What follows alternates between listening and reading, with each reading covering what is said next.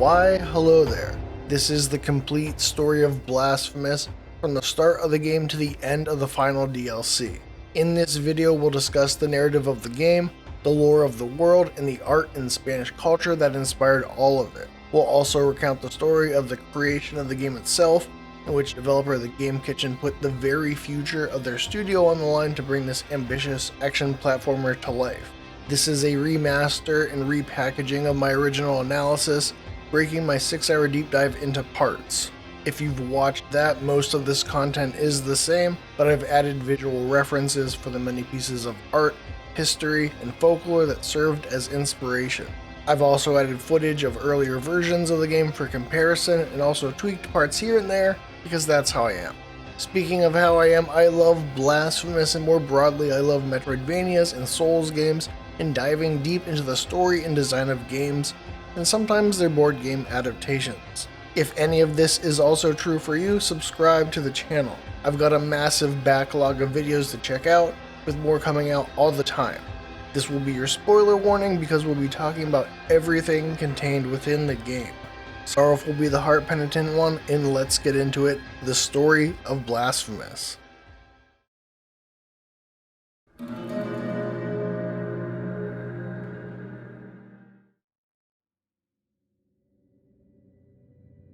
It's not the sun rising, but our sins. This quote was added with the Stir of Dawn DLC and ties into the larger themes of the game. It also ties in here with the cold open, where this unnamed woman beats her breast with a statue of the Father, the foundational figure of the religion in Custodia, begging to be punished for her sins, for her guilt to be manifest.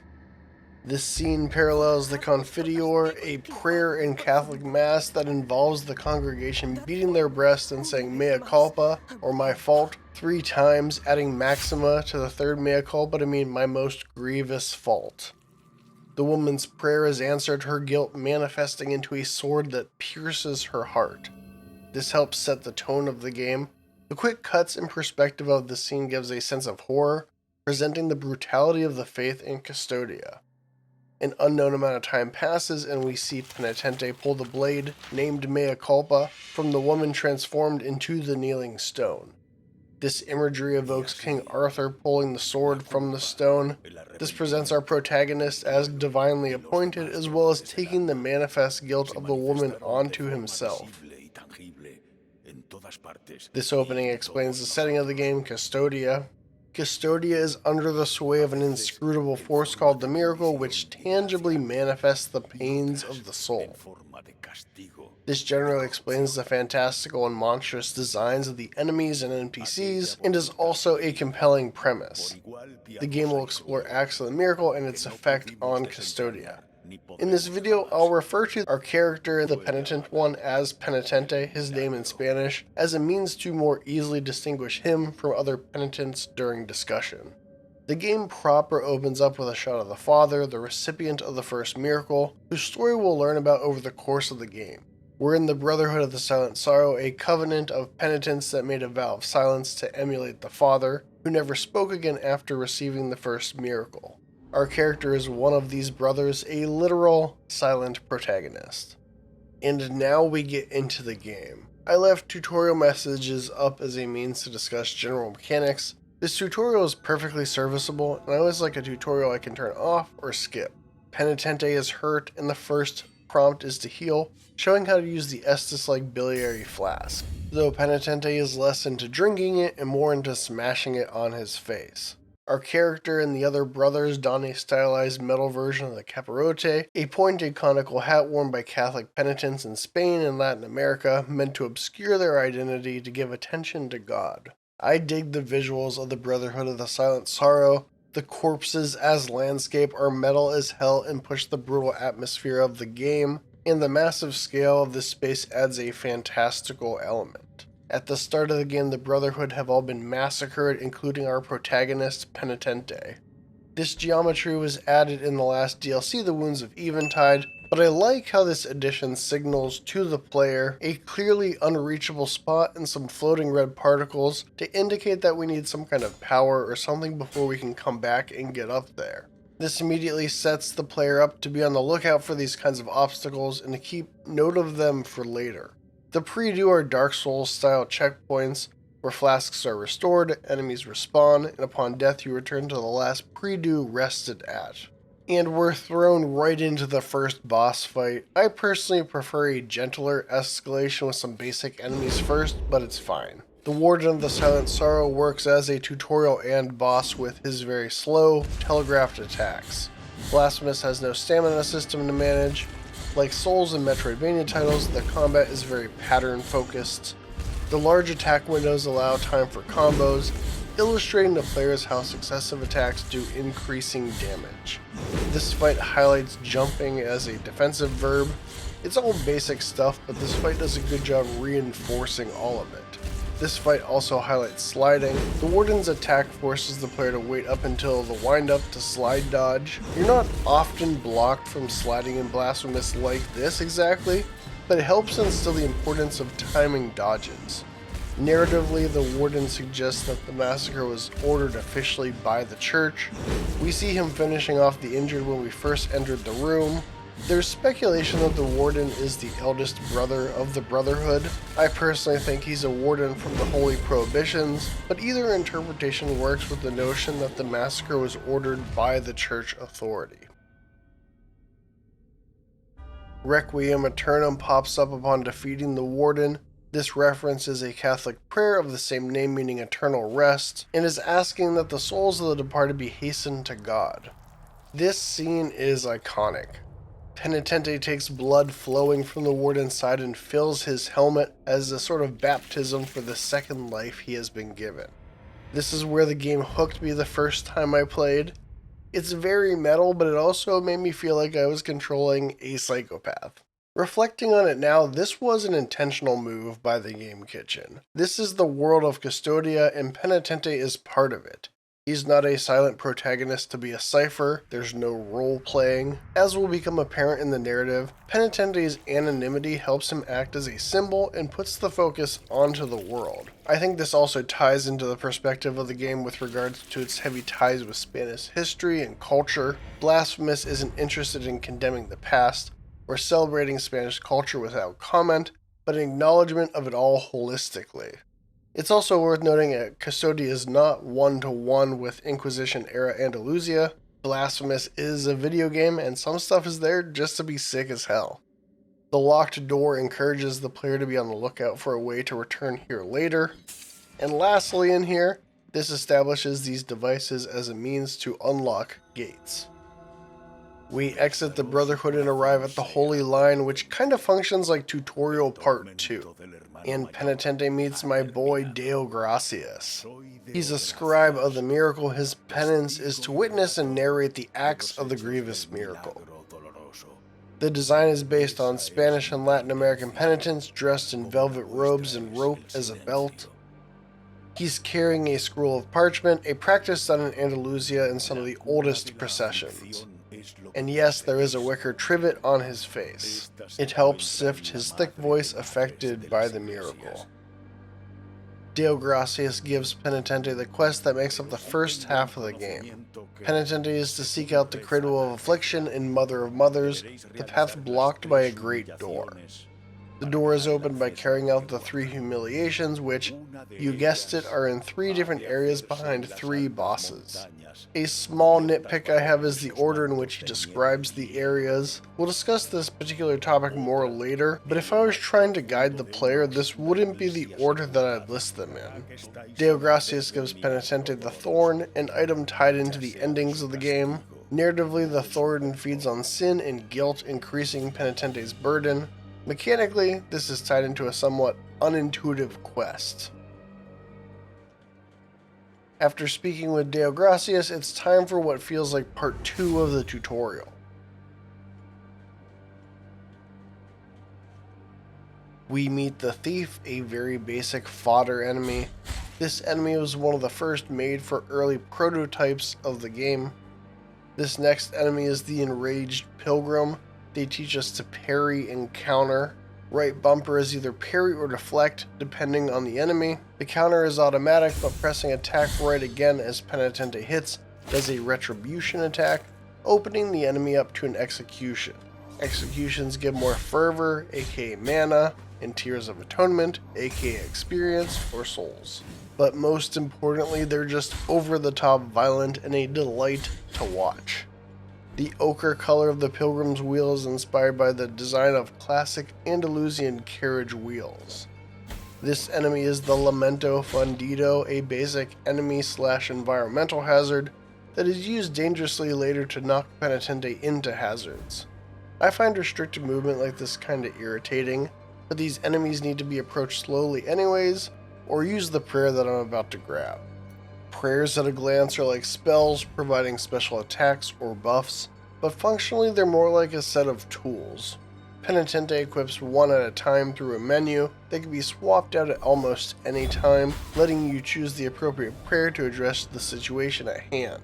Prayers don't have any special requirements to use, and fervor increases through the natural progression over the course of the game.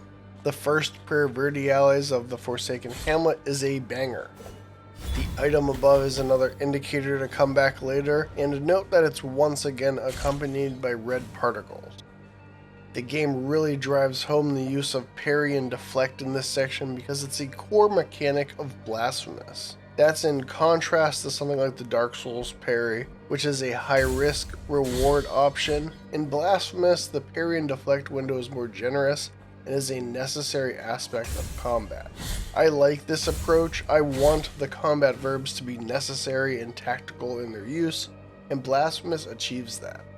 The air impulse is called an advanced technique here, and while it's not required to beat the game, it has pretty regular tactical use in combat. My PSA for air impulse is that if, like me, you use the sticks to move, holding down on the stick while attacking is fine for combat. However, when using air impulse for traversal challenges, follow the tutorial here and use right trigger and attack to reliably traverse lanterns. Trust me, it'll save you a headache later. Before we pass the little cherubs unremarked, those are the Children of Moonlight, a somewhat necessary collectible to unlock a key item. They also have an interesting role in the world, but I'll talk about their relationship with Penitente's pilgrimage more as it becomes relevant. This is the start of a recurring element where we see the last son of the miracle provide some flavor by making a statement. He remarks how the miracle has forsaken Custodia, and he mentions the turned throne. The last son of the miracle is His Holiness Escobar, the head of the church. The Blasphemous Kickstarter page provides some more context, saying, riddled with frustration at Custodia's insufficient devotion, the High Pontiff heaved his golden throne and turned the entire throne back. We'll learn more about the consequences of this action as we progress through the game. Albero is the last bastion of civilization in Custodia, likely due to the efforts of Tirso and his Kissers of Wounds that we'll meet soon. The word Albero refers to the ochre-colored soil of the Andalusian region. The architecture was inspired by various Baroque buildings around Seville. This place will act as one of the hubs of Blasphemous. Similar to charms in Hollow Knight, rosary beads passively buff Penitente in a variety of ways, from increasing defense or damage to gaining Tears of Atonement when destroying objects in the environment. All rosary beads take up one rosary knot slot, and the number of slots will increase over the course of the game. The beads are well designed, giving meaningful bonuses or abilities. Buffs use phrases like slightly, moderately, or greatly, but even the Dove Skull with a slight buff decreases damage taken by about 10%. Tirso and the Brotherhood of the Kissers of Wounds have been blessed by the miracle to heal sickness and affliction by kissing their patients' wounds. The miracle afflicted Custodia with a sickness that ravaged the lands. This sickness came to Albero, and despite Tirso's best efforts with ointments and medicine, he and his brothers could not heal the congregation. One night, Tirso became so distraught and overcome with grief that he kissed the forehead of the man who had carried the sickness into Albero, and after doing so he could feel the man getting better. and so Tirso and his brotherhood now attend to the sick with kisses, putting themselves and their patients at the mercy of the miracle. Tirso was inspired by St. Francis of Assisi, who according to legend would kiss the wounds of the afflicted. Tirso asks you to bring him herbs for ointments as you travel the lands, the first of Blasphemous' fiddly side quests. One herb must be brought to Tirso before defeating each of the first 6 bosses. This flag is inferred, not stated, making it easy to fail this questline, and I find it very easy to forget to deliver an herb even after understanding this. If you fail to deliver an herb prior to a boss, a kisser will die, marked by a grave in Albero, which also blocks the Mediterranean diet achievement. Here is the first Mea Culpa shrine in another visually stunning cutscene. There are 7 shrines throughout the world, and by taking on the guilt and suffering within these shrines, Mea Culpa is empowered. When I first played, I thought this was what Deo Gracias was referring to with the thorn, but that's not the case.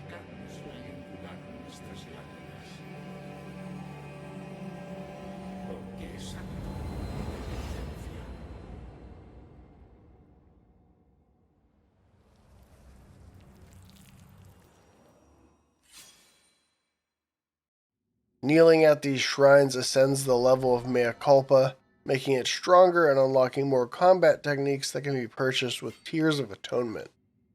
It's a relatively basic skill tree with enough choice to make it meaningful. I purchased the plunging attack called Weight of Sin. Unlocking abilities to attack from new angles is huge in Blasphemous, and the plunging attack is immediately useful in the upcoming area.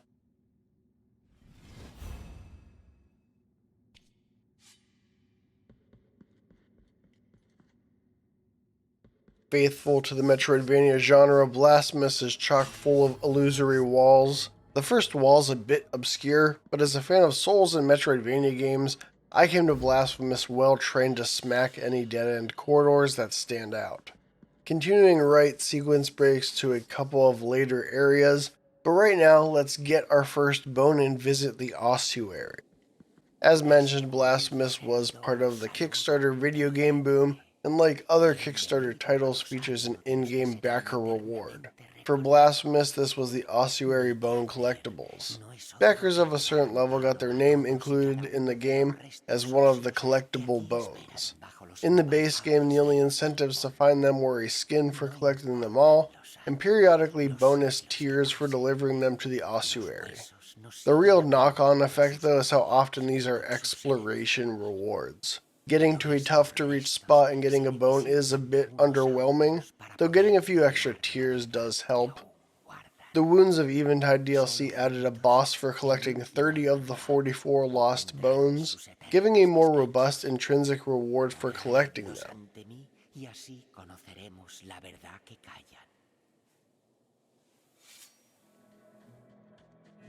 Ludovico is a member of the Brotherhood of the True Burial, who gather the remains of heretics to give them a holy burial.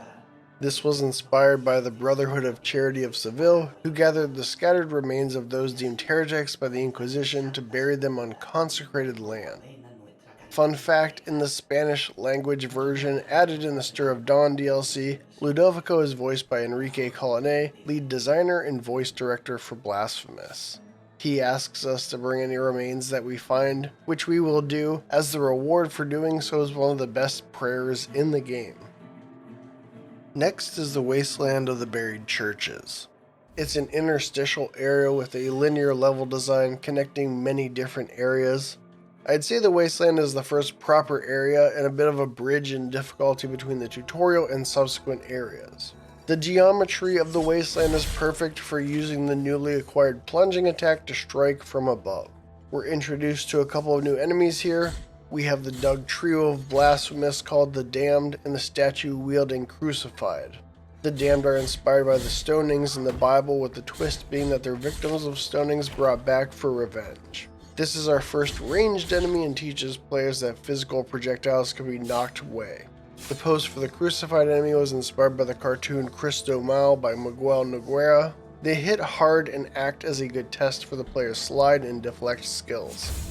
Next, we encounter the Shield Maiden, who seems to wield an architectural relief like a shield and wears the head of the woman in the relief in place of her own. Their shield makes them largely invulnerable unless parried, testing and reinforcing parries as integral to Blasphemous combat. They also have a gnarly and well-animated execution. The insta-kill spikes are a somewhat controversial design choice in Blasphemous. However, at launch, spikes were a more pronounced source of pain and complaint. On level designer Enrique Colne's blog, he discussed this issue. Insta-kill spikes and chasms were added for the tension of dangerous terrain, inspired by Dark Souls, which elicited excitement from players with its traps and falls, and the Game Kitchen wanted to do the same. However, the negative reviews after release were predominantly about the spikes. TGK investigated why this was and broke it down to the following reasons. Spike pits were often shallow, so unlike chasms, the ledge grab mechanic would not help a slightly short jump. Also, the decoration of the ledges obscured the actual collision of the ledge, misleading players into thinking they were making the jump when they weren't. This went unnoticed by devs and playtesters because they'd played the game before the inclusion of the area art and decorations for ledges, so they already understood how far to jump. And the cherry on top was a bug where Penitente's guilt fragment that drops upon death could manifest on top of spikes, making for a frustrating situation. This is why, despite spikes being on less than 10% of the screens in Blasphemous, it made up the majority of the complaints. The fix was to adjust collision a bit and to add a bit of coyote time to Penitente's jump and landing, giving players just a bit more tolerance in crossing the spike pits. As someone who played at launch, I experienced this frustration and saw the change. Modern games are complicated to make, and with the ability to patch them, they're living designs that can be changed and tweaked, and this is the story with Blasphemous. This is just one example, a more necessary adjustment to the design that TGK made. Following the release, the Game Kitchen would go on to tweak the game from design to art to the amount of game content in both small and big ways. The Spanish voiceover we've been listening to, added in the Stir of Dawn DLC in 2020, is one such example, and I'll highlight further changes as we come across them. Due to being a major inspiration for the setting of Blasphemous, I wanted to do a very brief history of the Spanish Inquisition. The Inquisition was established in 1478 in Seville and lasted for over 300 years. The goal was to maintain Catholic orthodoxy in the kingdoms of Spain. The recently reconquered Andalusian region contained large populations of Muslims and Jewish people, and many were expelled, murdered, or forcibly converted during this time. And those who were converted or born Christian were jailed and even executed if they did not strictly follow the creeds of the Catholic Orthodoxy. It's easy to see how the land of Custodia, originally named Orthodoxia on the Kickstarter page, was inspired by this period of religious extremism and intolerance.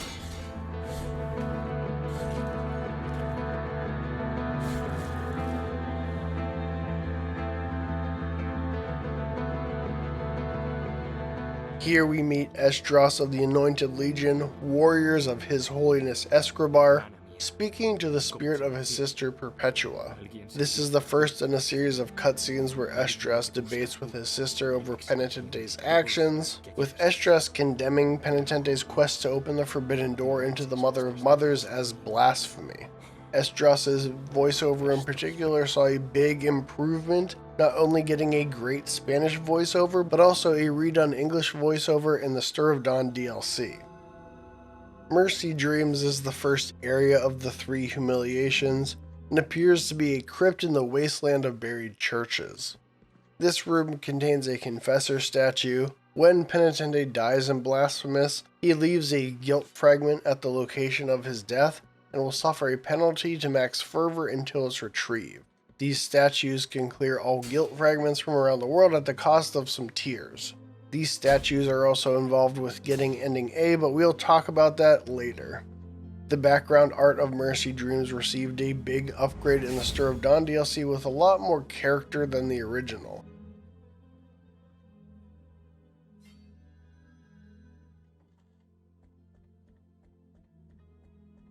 The level design here is simple but effective, providing progression through unlocking shortcuts in a way that's very reminiscent of a Demon's Souls level.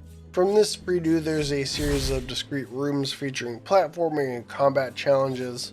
Each room ends with opening a shortcut back to the predo and access deeper into Mercy Dreams. There's a couple new enemies here, the whip-wielding Flagellant and the Acolyte. The Acolytes are based on the altar server of the Catholic clergy who bears a candelabra during the entrance procession at Mass. Their candelabra gives them some reach and can pile on the pain in groups by charging in. They can be parried, but I find the currently unavailable lunge attack to be more effective against them. Flagellants were inspired by the penitents in Francisco de Goya's painting, A Procession of Flagellants. They're relatively easy to dispose of, but often come in numbers and pack a punch when they land a blow. In this room, we're introduced to the Wraith. The visual design was inspired by the sculpture of Christ in the Arms of Death by Ricardo Flecha. This is our introduction to magical attacks which cannot be knocked away by mea culpa. The Wraiths phase in and begin charging a ranged orb attack that can be interrupted by attacks during the charge. The traversal difficulty in this room increases alongside the introduction of the Wraith, whose ability to phase in and out and ranged attack can cause trouble during platforming segments. These rooms aren't too tough, but impatience or a misstep during the traversal challenges can quickly deal a good chunk of damage, and Penitente's healing is still pretty limited. Overall, the scope and encounters are well tuned for the early game to be tense but not frustrating. This is the first combat arena challenge used sparingly in Blasphemous 1. This arena is largely obviated by Verdiales of the Forsaken Hamlet. The last new enemy for this area is the Spear of the Cathedral. This enemy combines the garb of a Catholic bishop and also that of a picador, a mounted bullfighter wielding a spear who softens up the bull for the matador. Instead of riding a horse, he's mounted on a chair with an invisible bearer inside of the loom. While bullfighting dates back to ancient Greece, Spanish bullfighting is the most well-known, and bulls and bullfighting imagery have a long history and strong cultural presence in Spain. The combined clerical and bullfighting imagery is evocative and a visual detail that helps characterize the Church of Custodia's perception of their congregation as something to be tamed and conquered. Air impulse attacks work well against the Spear of the Cathedral, keeping them stun-locked and Penitente away from their spear. Hidden here is the small bead of red wax. This and the small bead of blue wax found later are unique rosary beads that will upgrade twice over the course of the game by finding the increasing size in sequence. My minor gripe with this is that needing to find them in a particular order feels a bit fiddly in a non-linear game like Blasphemous. Candelaria is a merchant we'll meet repeatedly along our journey in this pocket dimension that is her store. She's designed to be carrying a ceramic amphora on her back in the style of those found in Andalusian courtyards. Her tent was inspired by Arab tents evoking the Arab cultural presence in southern Spain. I'm a real sucker for the trope of the improbably placed merchant. Each time you find her tent, she will have 3 different set of goods that you can purchase using Tears of Atonement. I grabbed the key of the eldest brother, the item needed to unlock a door at the Brotherhood of the Silent Sorrow. This room brings all the hazards and enemies together as a final challenge before reaching the boss. The escalation in this area feels good as it slowly complicates not only the design of the enemy and traversal challenges, but also increasingly intertwines the two. This is Viridiana, a lady who has been granted a gift by the miracle to assist Penitente. She'll appear in 3 boss fights to assist you, aging each time you agree to her help. In the fights, she'll heal you up to 3 times when you're low on health. I like this as a consideration for the player to choose assistance or not, as a bit of an organic difficulty modifier.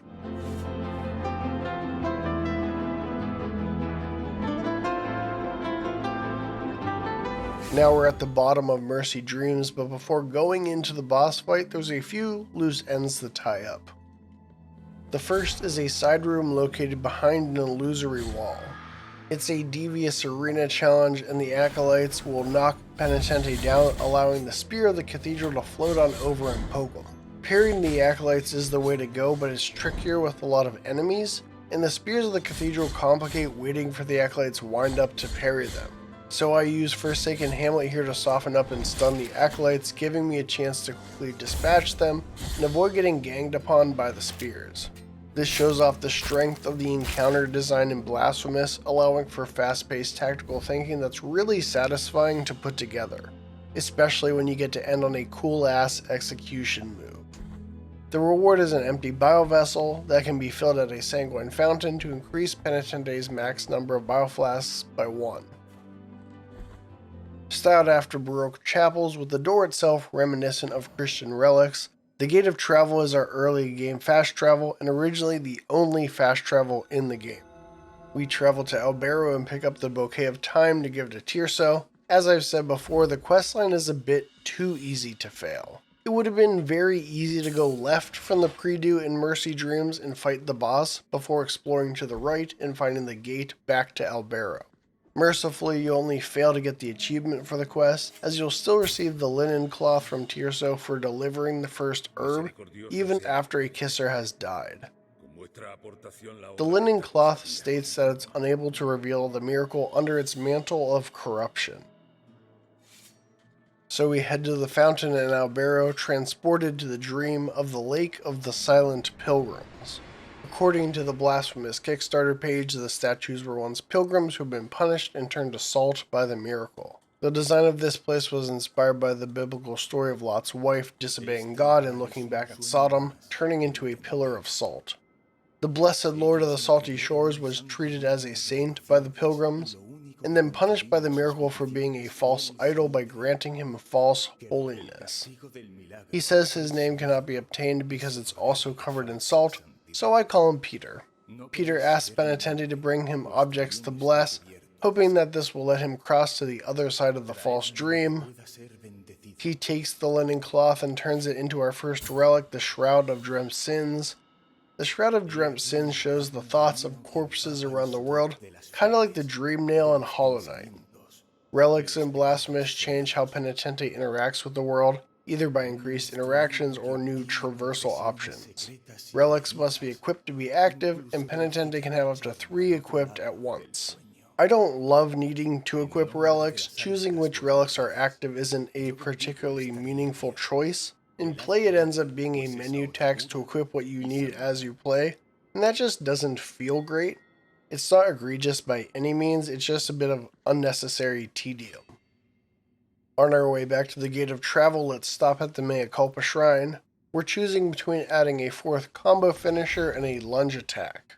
I choose the Sacred Thrust, the lunge attack, to give me another combat verb in the form of a mid-ranged closing attack that will come in very handy. Heading back to Mercy Dreams, I have completed essentially all of Mercy Dreams, which does not require access to relics to fully explore it like subsequent areas will, further evidence of it being the intended first area. And now it's time to fight the first major boss.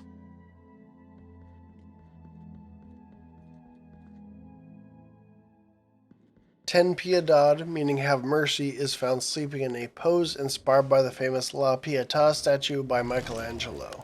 Ten Piedad was a man who spoke with the miracle in his dreams. The miracle became more tangible in his dreams and told him to lie down in the lady's open arms. When the man awoke, he was trapped inside the body of this monster made of roots and bone, constantly in pain and angry. The man is now only awake when the creature sleeps, trapped within its dream. Ten Piedad exemplifies the capricious nature of the miracle, as the narrative of this boss gives no discernible reason why the miracle would manifest in the man in this way, it just does. I love the visual design and fight of this boss. Ten Piedad has a limited but engaging moveset. His attacks are slow and telegraphed, giving Penitente ample time to attack. You can deflect his swipe and stomp, although I'd advise sliding through the stomp to avoid the roots that emerge afterward. He has both ranged and melee area denial with his slam and spitting poisonous roots. I like having the lunge for this fight in order to close quickly while navigating the area denial attacks.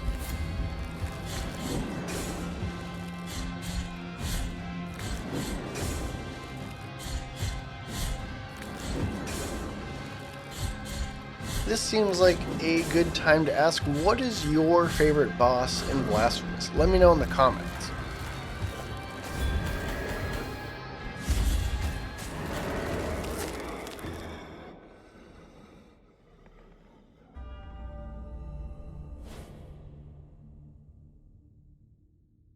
With Ten Piedad defeated, it's time for the first of the 3 humiliations.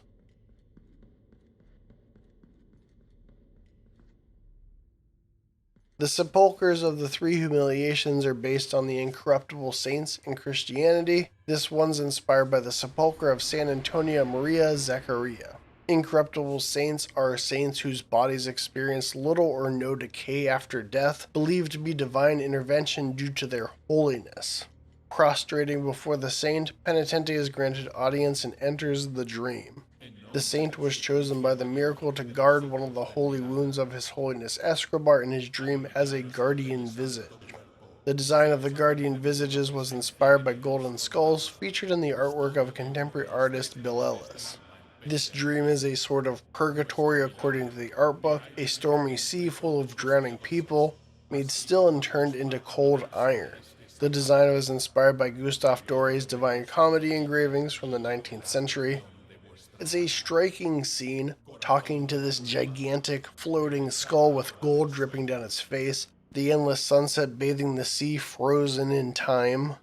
From the visage, Penitente receives the holy wound of attrition. The guardian tells us that His Holiness Escobar, due to his high penance, endures suffering in his soul in 3 ways, and attrition is one of the 3 sores on his soul that are key to his eternal pain.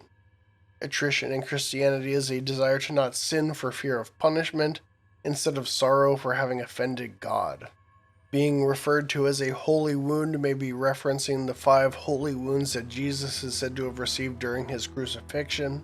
When His Holiness Escobar saw the lack of devotion in Custodia, he felt that the miracle had turned its back on him and he turned his throne. I believe that it's after this, maybe even when the grievous miracle visited him, that this high penance was enacted, the guardian visages were created, and the mea culpa was formed. We'll discuss further what happened when the miracle visited him, why the mea culpa was formed, and how it's tied into the massacre of the Brotherhood of the Silent Sorrow. But for now, Penitente bears this first mark as evidence of the cleanliness of attrition in his soul.